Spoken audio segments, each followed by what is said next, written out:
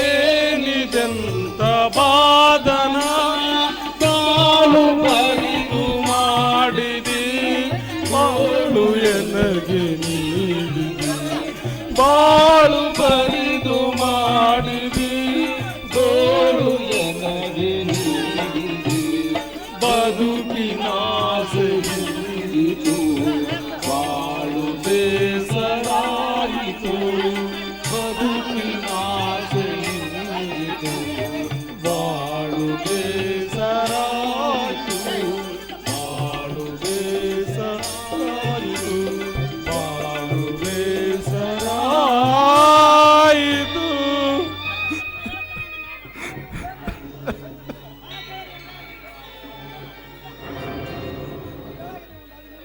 ರಘುವೀರ,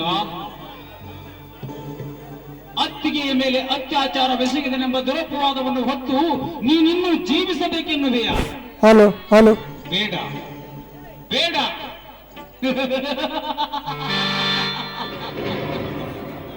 ನ್ಯಾಯ ಅನ್ಯಾಯದ ವಿಚಾರಣೆಗೆ ಸ್ಥಾನವಿಲ್ಲದ ಈ ಅನ್ಯಾಯದ ಜಗದಿಂದ ನೀನು ದೂರಾಗುವುದೇ ಲೇಸು. ನಿನಗಿನ್ನು ಉಳಿದಿರುವ ಸರಳವಾದ ಮಾರ್ಗ ಆತ್ಮಹತ್ಯೆ, ಆತ್ಮಹತ್ಯೆ, ಆತ್ಮಹತ್ಯೆ.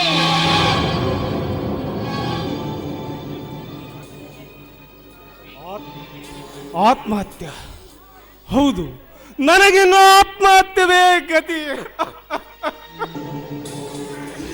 ಮನೆಯವರಿಗೆಲ್ಲ ಬೇಸರವಾದ ಈ ಕಾಯ ಮಣ್ಣು ಗೂಡುವುದೇ ಲೇಸು. ಹೃದಯ ದೌರ್ಬಲ್ಯತೆಯುಳ್ಳ ವ್ಯಕ್ತಿಯು ಅದೆಂತ ಪುರುಷಾರ್ಥ ಸಾಧಿಸುವನು ಮಗು. ಮನೆಯ ಕ್ಷುಲ್ಲಕ ವಿಷಯವೊಂದರಿಂದ ಮತ್ತಿಗೆಟ್ಟು ಆತ್ಮಹತ್ಯೆಗೆ ಪ್ರವೃತ್ತನಾಗುವೆಯ? ವಿಚಾರ ಮಾಡು ಮಗು. ನಿನಗೊಬ್ಬ ವೃದ್ಧ ತಂದೆ ಇದ್ದಾನೆ, ನಿನ್ನ ಭವಿಷ್ಯಕ್ಕಾಗಿ ಜೀವನ ತೆಗೆಯುವ ತಾಯಿ ಇದ್ದಾಳೆ ಮಗು. ಅವರ ಸಂರಕ್ಷಣೆಯ ಭಾರ ನಿನ್ನದಲ್ಲವೇ? ನಿನಗಾಗಿ ಅವರು ಅದೆಷ್ಟು ಕಷ್ಟಪಟ್ಟಿದ್ದಾರೆ. ವಿಚಾರ ಮಾಡು ಮಗು, ವಿಚಾರ ಮಾಡು. ಹೌದು ಹೌದು, ನನಗಾಗಿ ನನ್ನ ತಂದೆ ತಾಯಿಗಳು ತುಂಬ ಕಷ್ಟಪಟ್ಟಿದ್ದಾರೆ. ನಾನು ಆತ್ಮಹತ್ಯೆ ಮಾಡಿಕೊಂಡು ಅವರಿಗೆ ನಿರಾಶೆ ಮಾಡಬಾರದು. ಪರೀಕ್ಷೆಗಾಗಿ ನನ್ನ ತಾಯಿಯ ಮಾಂಗಲ್ಯವನ್ನೇ ಮಾರುವಾಗ ವಚನವಿತ್ತಂತೆ ದೊಡ್ಡ ಪದವೀಧರನಾಗಿ ಅವರಿಗೆ ಹಣ ಕಳಿಸಲೇಬೇಕು. ರತ್ನ ಮಾಂಗಲ್ಯವನ್ನು ನನ್ನ ತಾಯಿಯ ಕೊರಳಿಗೆ ಕಟ್ಟಿಸಿ ಸತ್ಪುತ್ರನೆನಿಸಿಕೊಳ್ಳಬೇಕು.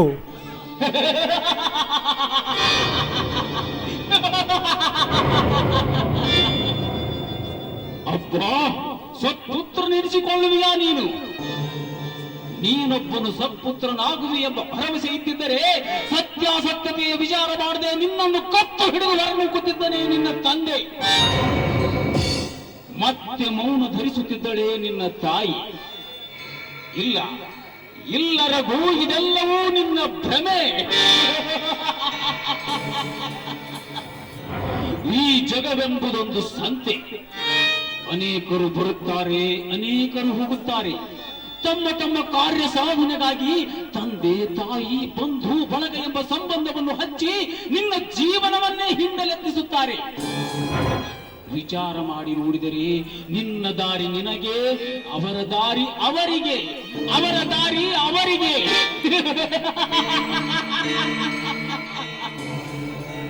ಹಾಗಾದರೆ ನನಗಾವ ದಾರಿ? ಆತ್ಮಹತ್ಯೆ ಎಂದೇ ನಿನಗೆ ಹೆದ್ದಾರಿ, ಆತ್ಮಹತ್ಯೆ ಎಂದೇ ನಿನಗೆ ಹೆದ್ದಾರಿ.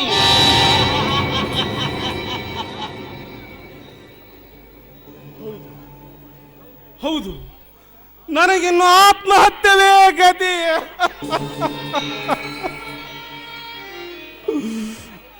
ಮನೆಯವರಿಗೆಲ್ಲ ಬೇಡಾದ ಮೇಲೆ ಬದುಕುವುದರಲ್ಲಿ ಅರ್ಥವೇನಿದೆ ಹೇಳಿ? ನಾನು ಇನ್ನು ಬದುಕುವುದರಲ್ಲಿ ಯಾವ ಅರ್ಥವೂ ಇಲ್ಲ, ಅಭಿಮಾನವೂ ಇಲ್ಲ. ನಾನು ಮನೆಯಿಂದ ಹೊರಡುವಾಗ ನಿರ್ಧರಿಸಿದಂತೆ ಇದೇ ಯೋಗ್ಯ.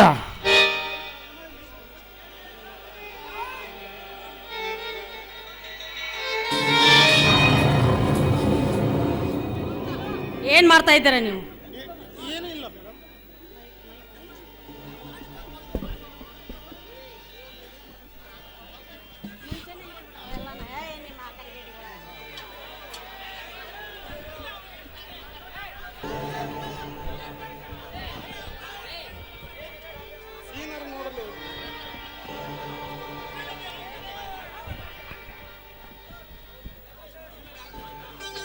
ಮಿಸ್ಟರ್, ಏನ್ ಮಾಡ್ತಾ ಇದ್ದೀರಾ ನೀವು?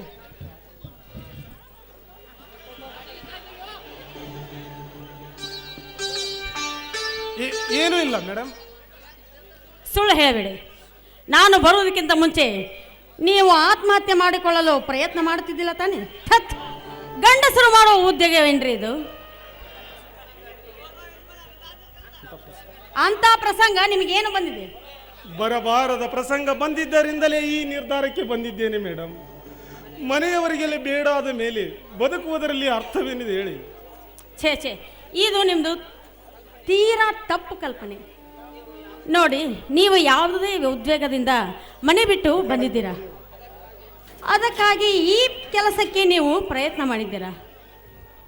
ನೋಡಿ, ನಿಮ್ಮ ನಡೆ ನುಡಿ, ನಿಮ್ಮ ಗುಣ, ನಿಮ್ಮ ಸ್ವಭಾವ ನೋಡಿದರೆ ಸುಶಿಕ್ಷಿತರಂತೆ ಕಾಣ್ತಾ ಇದ್ದೀರಾ, ಒಳ್ಳೆ ವಿದ್ಯಾವಂತರಾಗಿ ಕಾಣ್ತಾ ಇದ್ದೀರಾ. ಇಂಥ ವಿದ್ಯಾವಂತರು ಇಂಥ ಕೆಟ್ಟ ಕೆಲಸಕ್ಕೆ ಕೈ ಹಾಕೋದೆ? ಅದೆಲ್ಲ ಹೋಗಲಿ ಬಿಡಿ. ನನ್ನ ಕಾರು ಸ್ವಲ್ಪ ಕೊಳಚೆಯಲ್ಲಿ ಬಿದ್ದಿದೆ, ಸ್ವಲ್ಪ ಅದನ್ನು ಎತ್ತಿ ಆ ಕಡೆ ಇಡೋಣ ಅಂತ, ಸ್ವಲ್ಪ ಬರ್ತೀರಾ? ಅಲ್ಲ, ನನ್ನ ಬಗ್ಗೆ ಎಷ್ಟೊಂದು ಅನುಕಂಪ ತಾಳ್ತಿರುವ ತಾವು ಯಾರು ಅನ್ನೋದೇ ಗೊತ್ತಾಗಲಿಲ್ಲ. ನಾನು ಚಿತ್ರನಟಿ ಮಧುಮತಿ ಅಂತ. ನಾನು ಹೊರಾಂಗಣ ಚಿತ್ರೀಕರಣಕ್ಕಾಗಿ ಮೊನ್ನೆ ನಮ್ಮ ಡೈರೆಕ್ಟರ್ ಜೊತೆ ಬಂದಿದ್ದೆ. ಆದರೆ ಈಗ ಚಿತ್ರೀಕರಣ ಎಲ್ಲ ಮುಗಿದಿದೆ. ಆದರೆ ಈ ಸೌಂದರ್ಯ ಸಿರಿಯನ್ನು ನೋಡಬೇಕಂತ 1-2 ದಿವಸ ಇಲ್ಲಿ ಐಬಿಯಲ್ಲಿ ಇದ್ದು ಕಾಲು ಕಳೆದುಕೊಂಡು ಹೋಗೋಣ ಅಂತ ನಿಂತಿದ್ದೆ. ಅಷ್ಟರಲ್ಲಿ ಕಾರ್ ತೆಗೆದುಕೊಂಡು ಹೊರಗೆ ಬಂದೆ. ಅದು ಕಾರು ಕೊಳಚೆಯಲ್ಲಿ ಬಿತ್ತು. ಇನ್ನು ನಿಮ್ಮ ಸಹಾಯ ಯಾಚಿಸೋಣ ಅಂತ ಬಂದೆ. ಅಷ್ಟರಲ್ಲಿ ನೀವು ದೊಡ್ಡ ಉದ್ಯೋಗನೇ ಮಾಡ್ತಾ ಇದ್ದೀರಲ್ಲ, ಅದಕ್ಕೆ ಅದನ್ನು ತಪ್ಪಿಸಲಿಕ್ಕೆ ಬಂದೆ. ನೋಡಿ, ಬನ್ನಿ. ಯಾಕಂದರೆ ನಿಮ್ಮ ಮನಸ್ಸು ಇನ್ನೂ ತಿಳಿಯಾಗಿಲ್ಲ. ನನ್ನ ಜೊತೆ ನಾನು ಬೆಂಗಳೂರಿಗೆ ಬನ್ನಿ, ನಿಮಗೆ ನಮ್ಮ ಚಿತ್ರೀಕರಣದಲ್ಲಿ ಒಂದು ಕೆಲಸವನ್ನು ಕೊಡಿಸ್ತೀನಿ. ಬನ್ನಿ, ಹೋಗೋಣ.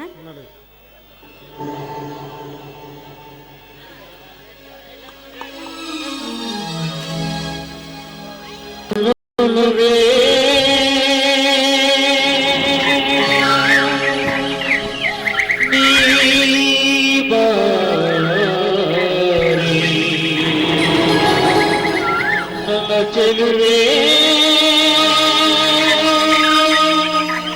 ಬಲಿ ಮಾರೆ ಬಲಿ ಬಂದು ಸಿಹಿ ಮುತ್ತು ನೀಡು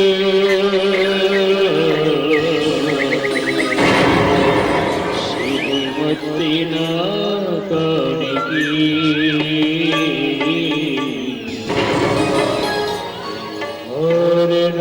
ಸನೆ ಬಗೆ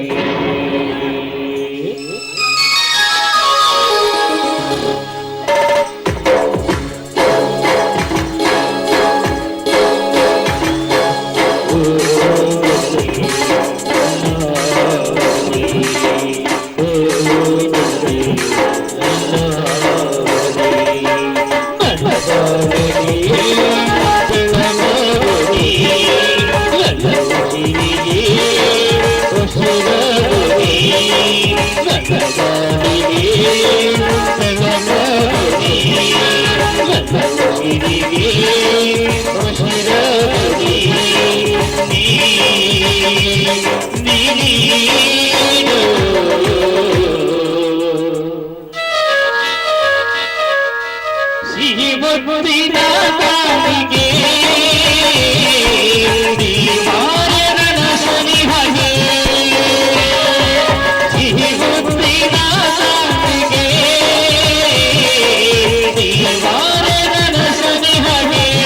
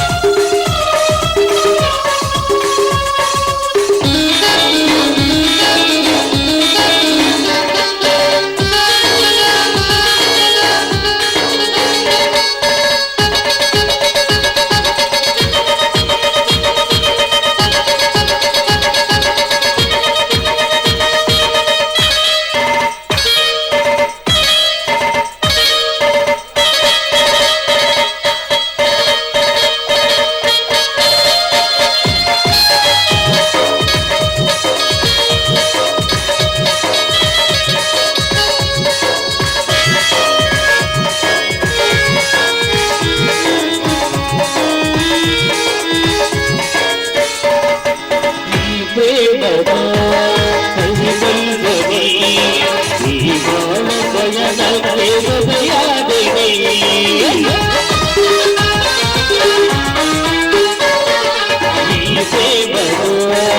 ಕವಿಕಲ್ಪನೆ ಈ ಬಾಳುವಯನಕ್ಕೆ ಹೃದಯದಲ್ಲಿ ಕಲ್ಲುವೆ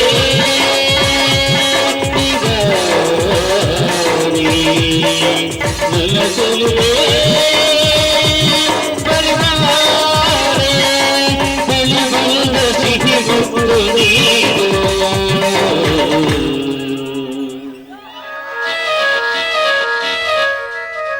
ಸಿಹಿ ಮುತ್ತಿನ ಕಾಣಿಕೆ ನೀವಾರೆ ನನ್ನ ಸರಿಹಗೆ ಸಿಹಿ ಮುತ್ತಿನ ಕಾಣಿಕೆ ನೀವಾರೆ ನನ್ನ ಸರಿಹಗೆ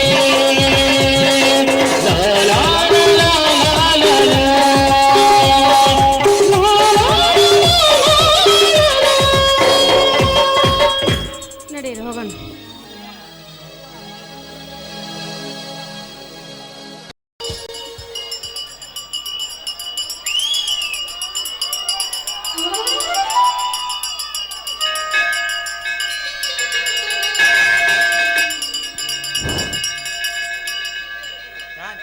ಶಾಂತಿ ಸಿದ್ಧ ಸ್ವಲ್ಪ ಶಾಂತಿ. ಆಯ್ತು ಅಜ್ಜ. ದೇವಿ ಪೂಜೆ ಮಾಡೋಣ ಈಗ. ಆಯ್ತು ಬಾ.